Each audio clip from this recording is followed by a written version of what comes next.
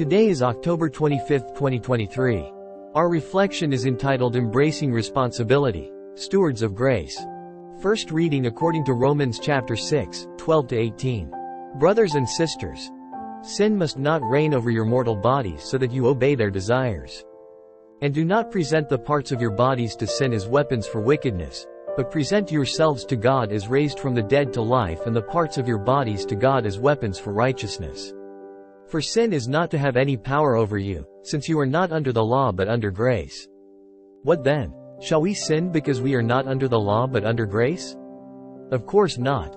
Do you not know that if you present yourselves to someone as obedient slaves, you are slaves of the one you obey, either of sin, which leads to death, or of obedience, which leads to righteousness?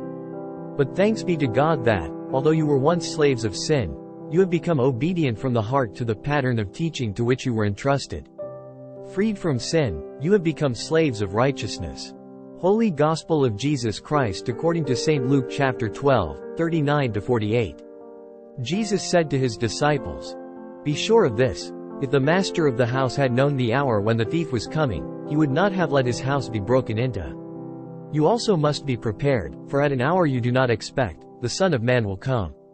Then Peter said, "Lord, is this parable meant for us or for everyone?" And the Lord replied, "Who, then, is the faithful and prudent steward whom the master will put in charge of his servants to distribute food allowance at the proper time? Blessed is that servant whom his master on arrival finds doing so. Truly, I say to you, he will put him in charge of all his property. But if that servant says to himself, 'My master is delayed in coming,' and begins to beat the menservants and the maidservants, to eat and drink and get drunk, then that servant's master will come on an unexpected day and at an unknown hour and will punish him severely and assign him a place with the unfaithful. That servant who knew his master's will but did not make preparations nor act in accord with his will shall be beaten severely. And the servant who was ignorant of his master's will but acted in a way deserving of a severe beating shall be beaten only lightly. Much will be required of the person entrusted with much, and still more will be demanded of the person entrusted with more." In today's readings, we encounter a powerful message about the responsibility and stewardship of God's grace. The letter to the Romans reminds us of the need to offer ourselves to God as instruments of righteousness.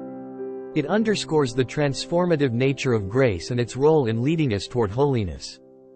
The Gospel passage from Luke brings us a parable about the faithful and prudent steward. It stresses the importance of being vigilant and responsible in our roles as stewards of God's gifts.